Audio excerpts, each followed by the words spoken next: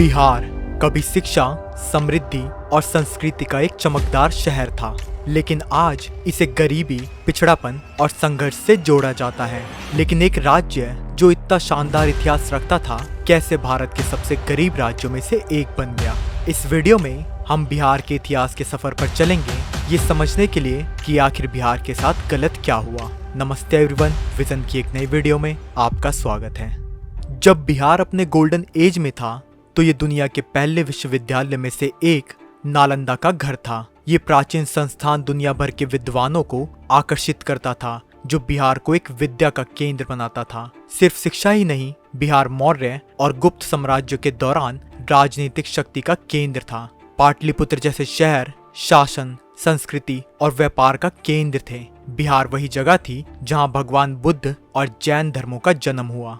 बिहार का पतन मध्यकालीन युग के दौरान शुरू हुआ, जब विदेशी लुटेरों ने बार बार आक्रमण किया। नालंदा विश्वविद्यालय, जो बिहार की महानता का प्रतीक था, उसे बख्तियार खिलजी द्वारा नष्ट कर दिया गया। नालंदा में उस समय इतनी सारी किताबें मौजूद थी कि उनकी आग 3 महीनों तक जलती रही। ये सिर्फ एक स्ट्रक्चर का लॉस नहीं था, बल्कि राज्य की शिक्षा और समृद्धि का पतन का आरंभ था। अंग्रेजी राज ने बिहार की समस्याओं को और ज्यादा गहरा कर दिया। ब्रिटिशर्स के राज में बिहार एक एग्रीकल्चर लैंड बन गया, जिसका खूब शोषण किया गया। उसका समृद्ध सदन जैसे उपजाऊ भूमि और खनिजों का पूरी तरह फायदा उठाया गया, लेकिन राज्य को विकास के नाम पर कुछ नहीं दिया गया। राज्य के बिजनेस को नजरअंदाज कर दिया गया और लोगों को ब्रिटिशर के लिए मजदूर बनाया गया, जहां वे कठिन परिस्थितियों में काम करते थे। आजादी के बाद बिहार के पास अपने आप को फिर से खड़ा करने का मौका था, लेकिन कई मौके खो दिए गए। राजनीतिक अस्थिरता, भ्रष्टाचार और कमजोर शासन ने सिचुएशन को और बिगाड़ दिया। दशकों तक नेताओं ने राज्य के विकास पर ध्यान देने के बजाय अपनी कुर्सी बचाने में ज्यादा ध्यान दिया। इंफ्रास्ट्रक्चर, एजुकेशन रिफॉर्म और औद्योगिक विकास की कमी ने बिहार को गरीबी के चक्रव्यूह में फंसाए रखा।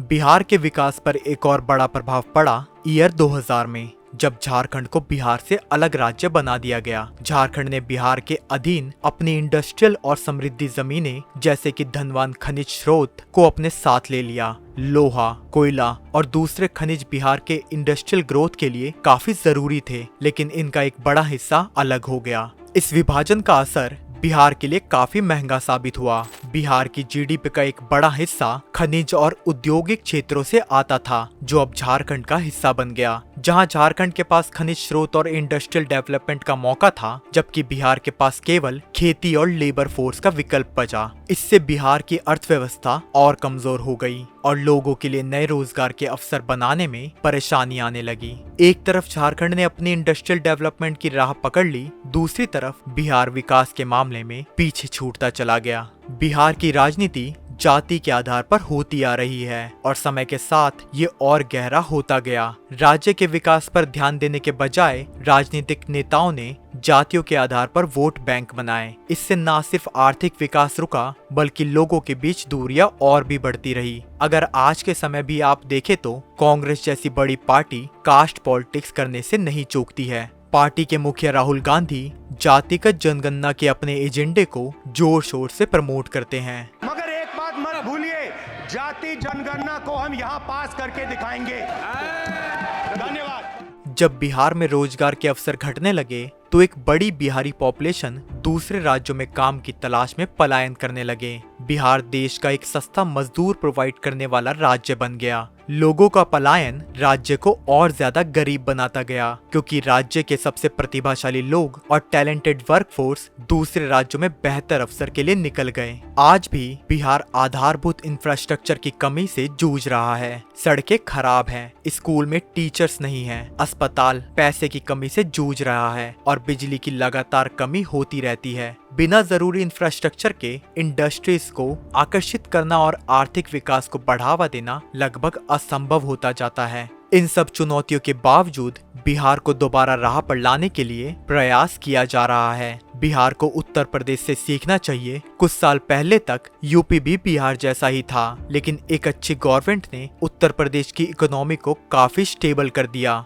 कानून व्यवस्था में सुधार, इंफ्रास्ट्रक्चर में निवेश और शिक्षा रिफॉर्म से भी बिहार एक बार फिर से अपना खोया नाम वापस पा सकता है। लेकिन आगे का रास्ता लंबा है और बिहार को अभी भी गरीबी, भ्रष्टाचार जैसे बड़े चुनौतियों का सामना करना है। बिहार का पतन एक दुख भरी कहानी है जो खोई हुई अवसर, शोषण और लापरवाही का नतीजा है। लेकिन इतिहास ने दिखाया है कि राज्य दोबारा उठ सकता है।